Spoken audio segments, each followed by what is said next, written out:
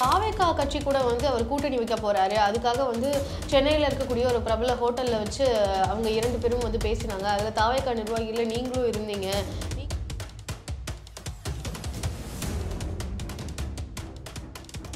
ஒரு சந்திப்புக்காக நான் போயிருந்தேன்.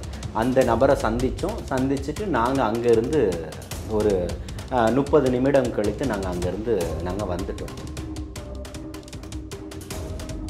Okay sir. அப்போ ஓபிஎஸ் அவர்கள் தாவேகா கூட்டணியில இருக்க போறது கிடையாதா? இல்ல அதுக்கு வாய்ப்புகள் இருக்கா? வருவதற்கு என்ன, அவரும் ஒரு அரசியல் கட்சி 4 முறை முதல்வராக பதவி ஏற்றிருக்கிறாரு. 4 முறை நம்ம நாட்டினுடைய முதல்வராக இருந்திருக்கிறாரா இல்லையா? 5 மாதங்களுக்கு முன்பே அவன் திட்டமிட்டிருக்கான எப்பேற்பட்ட ஒரு படுவாதக கொலையை செஞ்சிருக்கான். சகோதரர் ஆதவ் அவர்கள் பதிவிட்டிருக்கக்கூடிய கண்டன அறிக்கையில் நல்லா பார்த்தீங்கன்னா தலைவர் தளபதி அவர்களுடைய ஒப்புதலோடுன்றதை போட்டிருக்காரு. ஏன் அது விஜய் அவர்களே கொடுத்திருக்கலாமே அப்படின்ற இதுல உங்களுக்கு என்ன பிரச்சனைன்னு கேட்கிறேன். அவர் யாருன்னு கேட்கிறேன். மக்களுடைய எதிர்பார்ப்பு தமிழக வெற்றி கழகத்தை சார்ந்துதான் அந்த கண்டன அறிக்கை பதிவாகுது. இல்ல சார், இந்த இடத்துல வந்து ஒரு சமூக பின்னணி இருக்குது. அந்த இடத்துல இந்த பையனுக்காக நம்ம போய் ஆதரவா நின்னா மற்றொரு சமூகத்தினுடைய வாக்கு வராதுன்னு விஜய் கட்சியுமே வந்து ஒரு வாக்கரசியல் எண்ணிதான் செயல்படுறாங்கன்ற சொல்ல எடுத்துக்கலாமா? சாதிதான் இந்த மண்ணினுடைய இதுன்னா வீசும் காற்றில் விஷம் பரவட்டும்னு சொல்றாரு அண்ணல் அம்பேத்கர். ஆதவ் அர்ஜுனா அவர்கள் கிட்ட இருந்து நாங்க கேட்கல சார். நீங்க வந்து குழம்புறீங்கம்மா. நீங்க ஒரே ஒரு தமிழக வெற்றி கழகம் தான் அறிக்கை கொடுத்திருக்குது.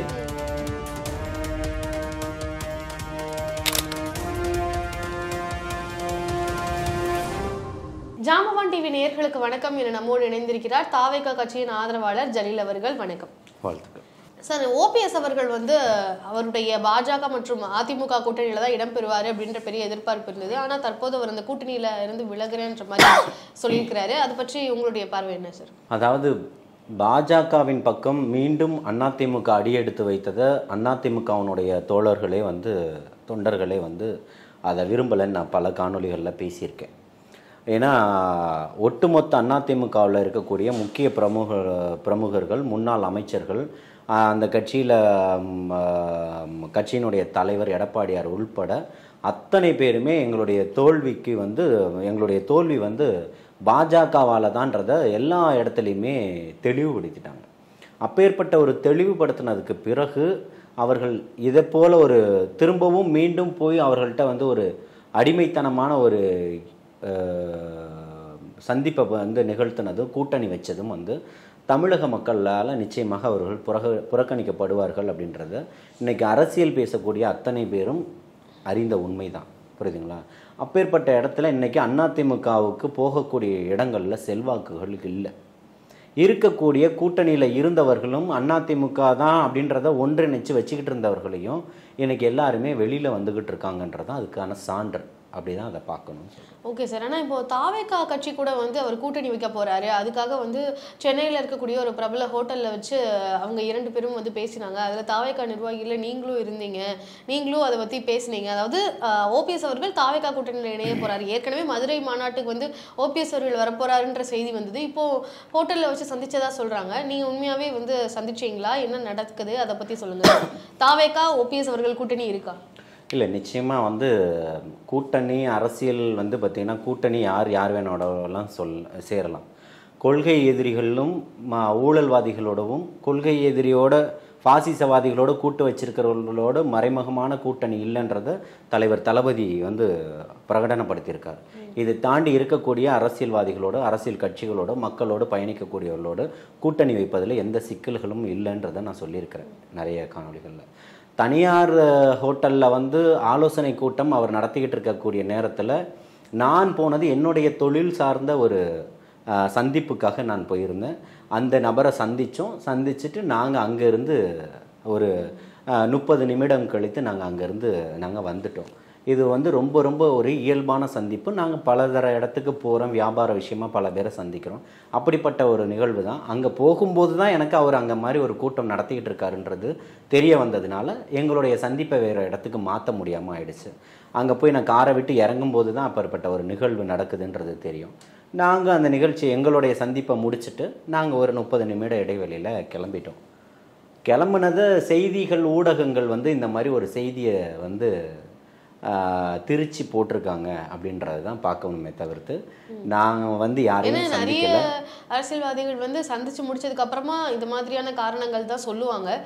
வேற ஏதாவது பேசியிருந்தாலும் நாங்கள் வந்து யதார்த்தமாக தான் பேசணும் அப்படின்றத தான் சொல்லுவாங்க. ஆனா ஏதாவது உள்ள நான் அர்த்தங்கள் எப்பவுமே சொல்றேன், யதார்த்தமா தான் பேசணும்னு சொல்றதுல ஒன்றும் பெரிய விஷயம் நடந்துட போறது இல்லை. இல்ல உள்ள அர்த்தங்கள் நிறைய பேர் நாங்க அங்க போய் லாபியில தான் உட்காந்துருந்தோம், காஃபி தான் குடிச்சோம், அங்க இருந்து வந்துட்டோம். அவங்க மாடியில ஏதோ ஒரு ஹாலில் மீட்டிங் நடத்திட்டு இருக்காங்க. அவரை நம்ம சந்திக்கவும் இல்லை, அவரும் நம்ம சந்திக்கலை. நமக்கு அந்த மாதிரி எந்த ஒரு செய்தியும் இல்லை. தலைமை கழகம் நமக்கு அப்படி ஒரு அறிவிப்பையும் கொடுக்கல. புரியுதுங்களா? நான் போனது வந்தது முழுக்க என்னுடைய தொழில் சார்ந்த விஷயமா நான் போனேன் வந்தேன். Okay sir. அப்போ ஓபிஎஸ் அவர்கள் தாவேகா கூட்டணியில இருக்க போறது கிடையாதா, இல்ல அதுக்கு வாய்ப்புகள் இருக்கா? இல்லை, நான் இது இப்பவுமே அதான் சொன்னேனே, அவர்கள் இருக்க மாட்டார்களான்றது ரெண்டு கட்சியும் அவர்கள் கட்சியை எடுக்கக்கூடிய முடிவை பொறுத்தது. அவர்கள் இப்போ தான் ஆலோசனை கூட்டமே நடத்திக்கிட்டு இருக்கிறாங்க. என்டிஏ கூட்டணியிலேருந்து வெளியில் வரணும் அப்படின்றத தாண்டி அவர்கள் வெளியில் வந்துட்டோன்ற அறிவிப்பு கொடுக்கணும். அதுக்கப்புறமா தாவேகா கூட போகிறாங்களா இல்லையா, மற்ற யார் கூட போகிறாங்கன்ற அறிவிப்பு அவங்க தான் பண்ணணும். அதை நான் எப்படி சொல்ல முடியும்?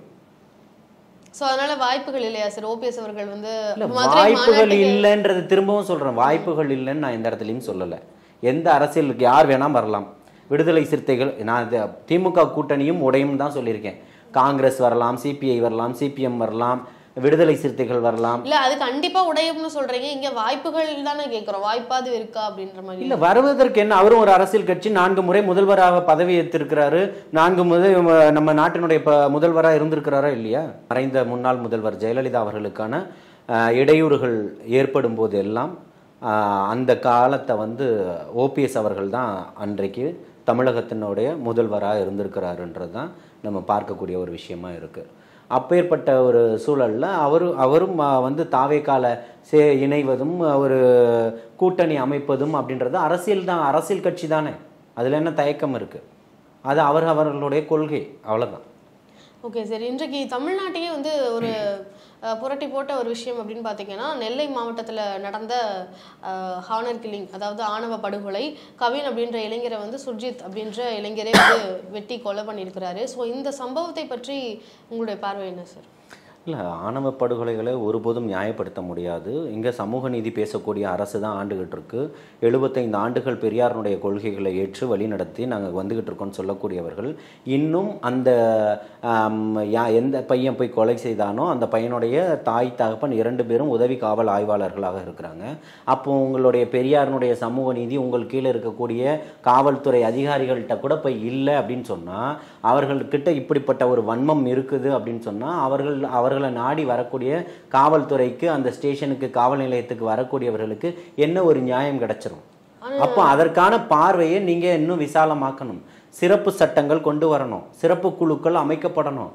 இதற்கான தண்டனைகள், இப்பவும் சொல்றோம், தண்டனைகள் கடுமையாகாத வரை குற்றங்கள் குறையாது. இங்க பல ஆணவ படுகொலைகள் நடந்துருச்சு.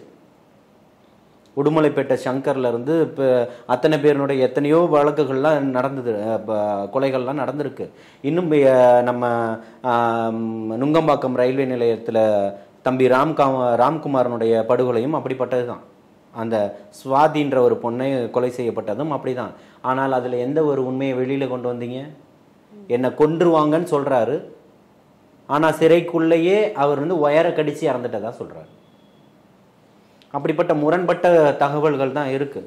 இங்கே ஆணவ படுகொலைகளை யாரும் ஏற்றுக்கலை. காதல் செய்வது அவர்களுடைய சொந்த விருப்பம். அவர்கள் திருமணம் செய்வதற்காக முற்பட்டிருக்காங்க. அவர்கள் நினச்சிருந்தா அவங்க ஊர்ல இருந்து கிளம்பி வந்து காதல் திருமணம் செய்திருக்கலாம், தஞ்சை அடைஞ்சிருக்கலாம். ஆனால் பெற்றோர்களுடைய சம்மதத்துக்காக காத்திருக்கிறாங்க. அவர்களுக்கு ஒரு கண்ணியத்தை ஏற்படுத்தியிருக்கணும். அவர்கள் பெற்றோருடைய கண்ணியத்தோட நடந்துகிட்டு இருக்கிறாங்க. பெற்றோருடைய கண்ணியத்தை காப்பாற்றணும்னு அவர்கள் நடந்துக்கிட்டாங்க. பெற்றோர்களும் குடும்பங்களும் அப்படி நடந்துக்கல அந்த பெண் வீட்டுல இருந்து. ஆனா அந்த கொலை செஞ்ச அந்த பெண்ணினுடைய தம்பி வந்து பிப்ரவரி மாதத்துல இருந்தே வந்து தன்னுடைய இணையதளங்கள்ல, தன்னுடைய இன்ஸ்டாகிராம், ட்விட்டர் அந்த மாதிரியான பக்கங்கள்ல வந்துட்டு விரைவில் அப்படின்னு சொல்லி நல்ல ஆயுதங்களோட வந்து புகைப்படங்கள்லாம் வந்து தொடர்ந்து போட்டுட்டே இருந்திருக்கிறாரு. எல்லா புகைப்படமுமே வந்து அருவாளோடையோ கத்தியோடையோ இந்த மாதிரியே தான் இருந்திருக்கு. அதுல வேற சில வசனங்கள் எல்லாம் எழுதி இப்படிதான் வந்து விரைவில் அப்படின்ற மாதிரி, இது திரைப்படத்தை வந்து விரைவில் வெளிவர போகுதுன்ற மாதிரி, இந்த மாதிரி விரைவில் சொல்லி ஒரு கொலை செய்ய போறதுக்கு இன்ஸ்டாகிராம்ல இந்த மாதிரி எல்லாம் போட்டுருந்திருக்காரு. இதை பத்தி சொல்லுங்க சார். உங்களுடைய உளவுத்துறை என்ன செஞ்சுக்கிட்டு இருக்கு? அப்ப அதுல தோல்வி தானே அடைஞ்சிருக்கு. உங்களுடைய தோல்வியை ஒத்துக்கணும்ல. உங்களுடைய இன்ஸ்டால நீங்க போடுறீங்கன்னா உங்களுடைய தாயும் தகப்பனும் அதை பார்க்கலையா? அப்போ இருக்கக்கூடிய சமூகங்கள் பார்க்கலையா? அதை ஏன் பிப்ரவரி மாதம்னா கிட்டத்தட்ட 5 மாதங்களுக்கு முன்பே அவன் திட்டமிட்டிருக்கான்னா எப்பேற்பட்ட ஒரு படுவாதக கொலையை செஞ்சிருக்கான். அப்போ அவர்களுக்கு பின்னாடி அந்த காக்கி சட்டை தான் அவர்களை காப்பாத்துதா? இது பலதரப்பட்ட கேள்விகளை உள்வாங்குது, ஆயிரக்கணக்கான கேள்வி கணைகளை முன்வைக்குது, கேள்வி கணைகளை எழுப்புது. இதற்கெல்லாம் பதில் சொல்ல வேண்டியது யாரு? அப்போ சமூக வலைதளங்களில் ஒரு செய்தியை 4 பேருக்கு மேலே தொடர்ச்சியாக அனுப்ப முடியாது. திரும்பவும் வெளியில் வந்து திருப்பி 4 பேருக்காக தான் அனுப்ப முடியும். இப்படி எல்லாம் கட்டுப்பாடுகள் விதித்து வச்சுருக்கீங்க.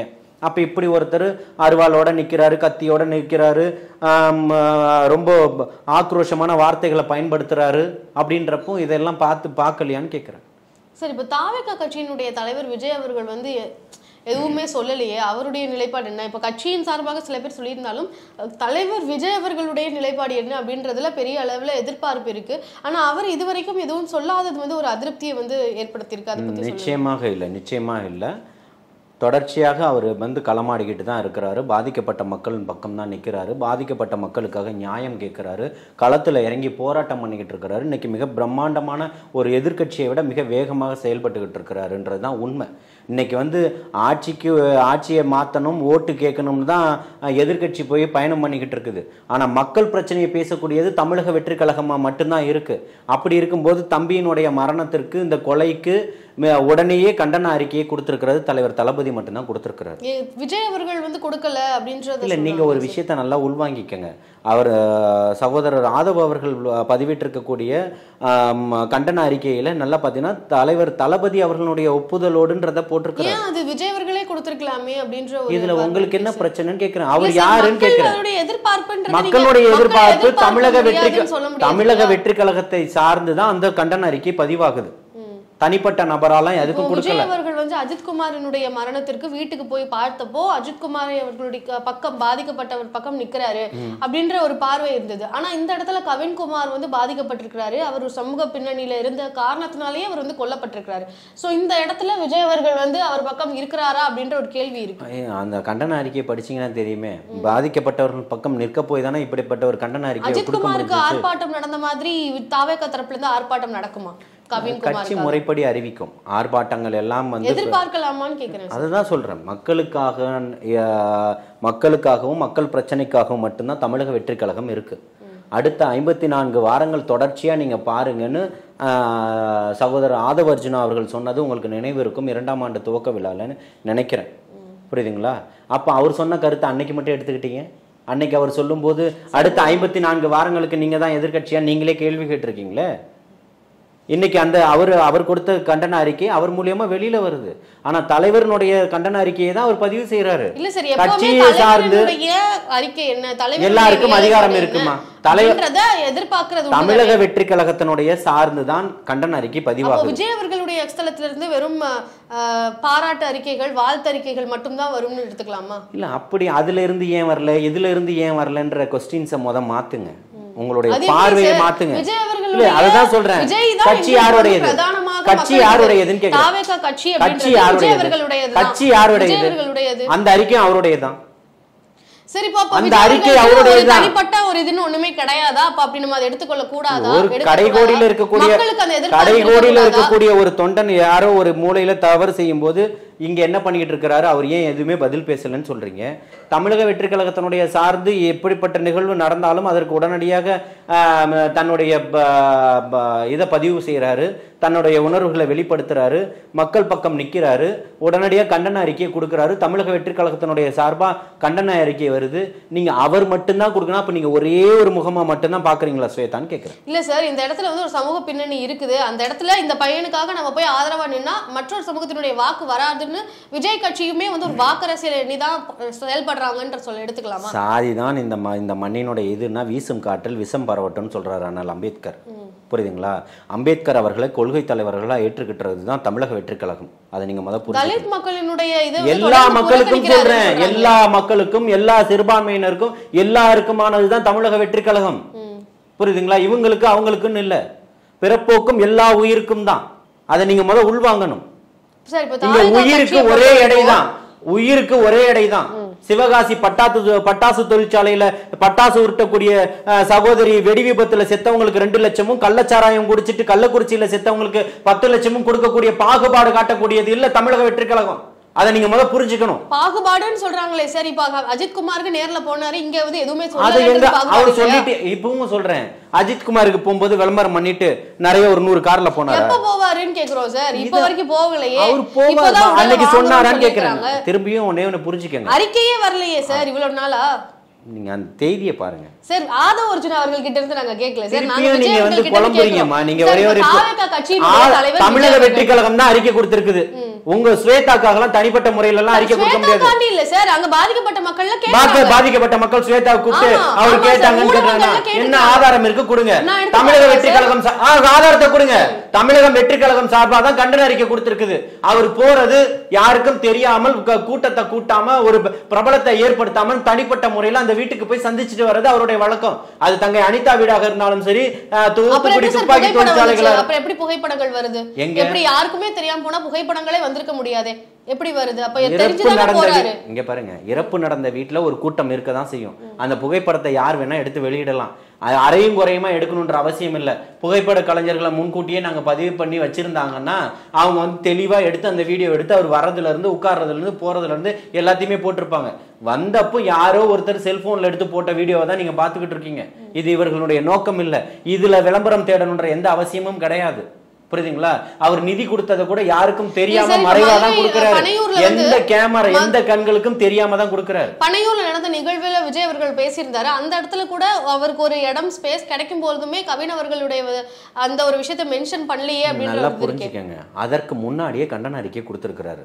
பனையூர்ல நடக்கிறதுக்கு முன்னாடியே கண்டன அறிக்கை கொடுத்திருக்காரு. விஜய் அவர்கள் பேசக்கூடாதுன்னு ஏதாவது இருக்கா அப்படின்றத சொல்லுங்க. அப்படியெல்லாம் எந்த கட்டாயமும் கிடையாது. அவர் போகக்கூடிய நேரத்துல போவாரு, சந்திப்பாரு, பாதிக்கப்பட்ட மக்கள் யாருக்கு மக்கள் காத்திருக்கணும் அவர் வருவார். அப்படி எல்லாம் எந்த எல்லாரும் அவர் வரணும்னு மட்டும் தான் காத்துக்கிட்டு இருக்காங்களா?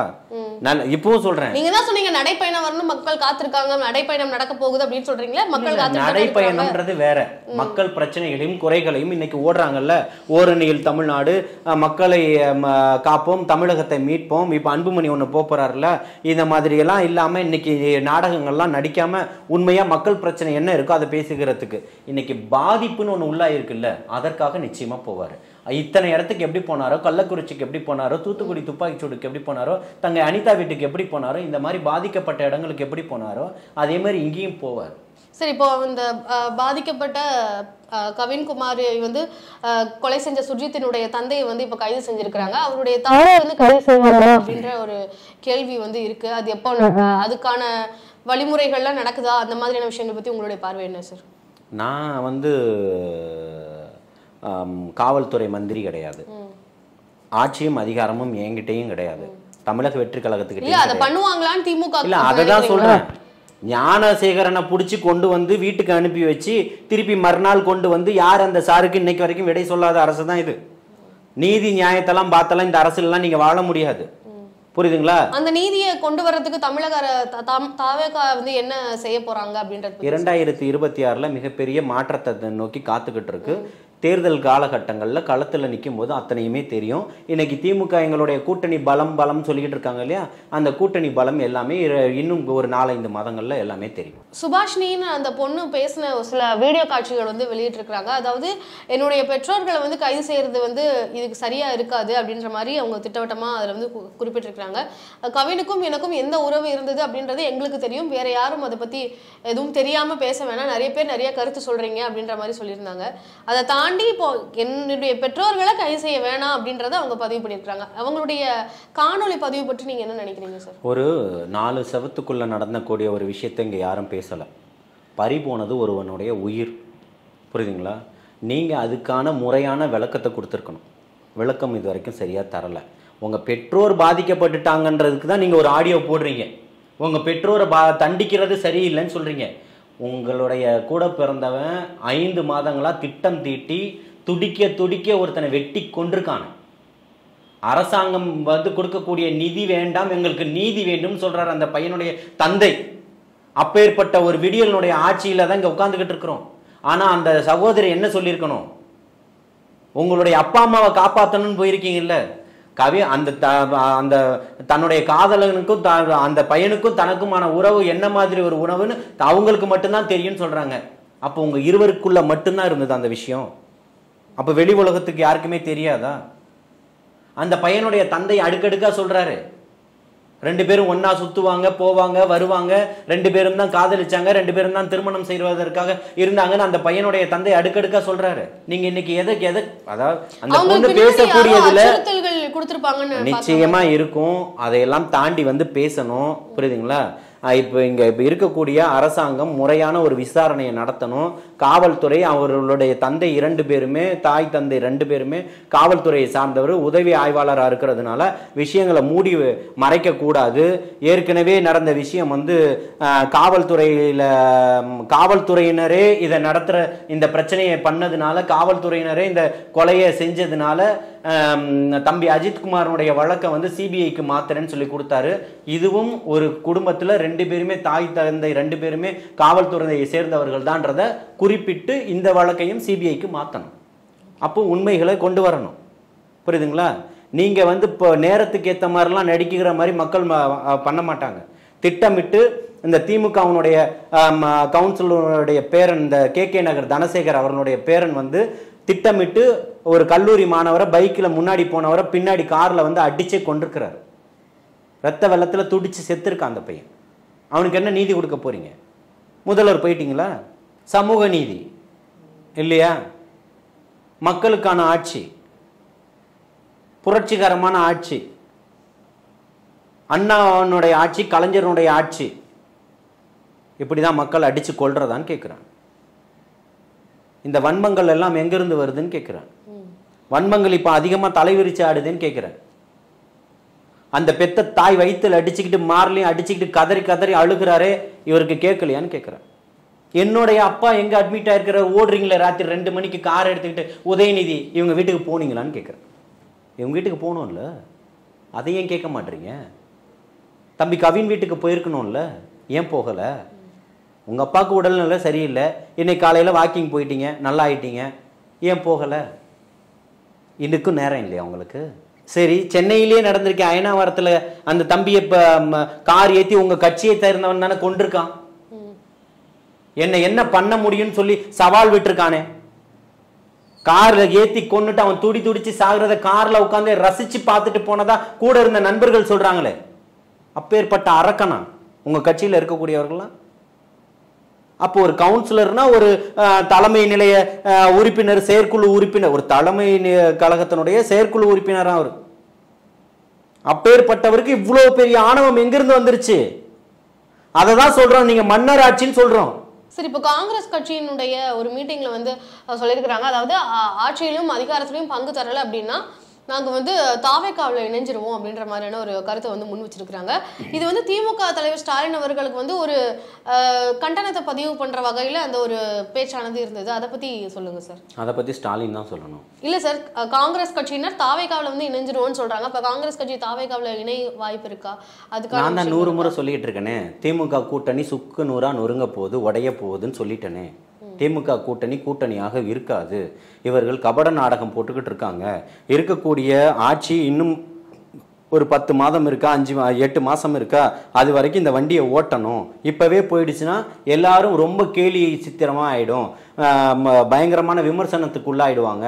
இப்போ இருக்கக்கூடிய அத்தனை பிரச்சனைகளும் கூட்டணி கட்சிகளை வச்சு தான் நம்ம வந்து சமாளிச்சுக்கிட்டு இருக்கிறோம், அவர்களை பேச வச்சு தான் பேசிக்கிட்டு இருக்கோம்னு சொல்லிட்டு எல்லா கட்சியிலும் கம்யூனிஸ்ட் வரைக்கும் இன்னைக்கு தொண்டர்கள் பேச ஆரம்பிச்சிட்டாங்க. ஆட்சியிலும் அதிகாரத்திலும் பங்கு வேணும்னு. இஸ்லாமிய இயக்கங்கள், உங்க கூட இருக்கக்கூடிய கட்சிகள் எங்களுக்கு பிரதித்துவம் வேணும்னு கேட்க ஆரம்பிச்சிட்டாங்க. எங்களுடைய கொள்கையே ஆட்சியிலும் அதிகாரத்திலும் பங்கு தானே அண்ணன் திருமாவும் வன்னியரசு போன்றவர்கள்லாம் பேசிட்டாங்க. இன்னும் வேற என்ன வேணும்? இப்போ காங்கிரஸும் பேசிடுச்சு.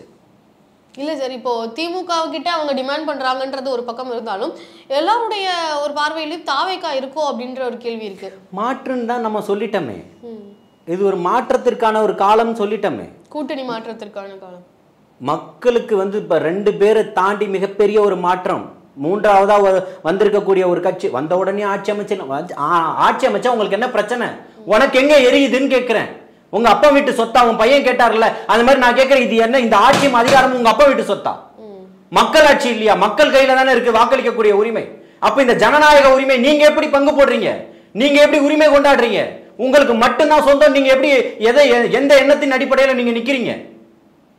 முதல்வர் ஹாஸ்பிட்டல்ல இருந்து டிஸ்சார்ஜ் ஆகி வராரு, நீங்க போற வண்டியை உங்க மருமகன் ஓட்டிட்டு போறாரு. ஏன் அரசாங்கத்தினுடைய டிரைவர் எங்க? அப்ப குடும்பமா சகிதமா தானே நீங்க பண்ணிட்டு இருக்கீங்க எல்லாருமே. இங்க பாருங்க, உங்க குடும்ப ஆட்சியை தூக்கி போடணும் முடிவு பண்ணிட்டான். நீங்க இதுவரைக்கும் போதும், திமுக அண்ணா திமுக ஆண்டது போதும்னு மக்கள் முடிவு பண்ணிட்டான். மாற்றத்திற்கானது வேணும்னு முடிவு பண்ணிட்டான். இவ்வளவு நாள் நீங்க அமைக்கி கொடுத்ததெல்லாம் பிஜேபியை காட்டி தான் இங்க அத்தனை பேரையும் மிரட்டிக்கிட்டு இருந்தீங்க. என்ன இன்னைக்கு காங்கிரஸ் பேசுது, விடுதலை சிறுத்தைகள் பேசுது, இஸ்லாமிய கட்சிகள் பேசுது, எல்லாரும் பேச ஆரம்பிச்சிட்டாங்க, கம்யூனிஸ்டுகள் பேசுறாங்க, மக்கள் பேச ஆரம்பிச்சிட்டாங்க. மக்கள் ஓராண்டுகளுக்கு முன்பே, 1.5 ஆண்டுகளுக்கு முன்பே, மாநாடுக்கு முன்பே பேச ஆரம்பிச்சிட்டாங்க. புதியவர்கள் வரணும், தலைவர் தளபதி அவர்கள் வரணும், விஜய் அவர்களுடைய தலைமையில தான் 2026 ஆட்சி அமைய போகுது, நான் எங்களுடைய ஓட்டுகள் சாமானியர்கள் ஓட்டு அத்தனை பேருடைய ஓட்டும் அவருக்கு தான் நாங்க செலுத்துவோன்றதை சொல்லிட்டாங்க. அதுதான் உங்களுடைய பயம்ன்ற.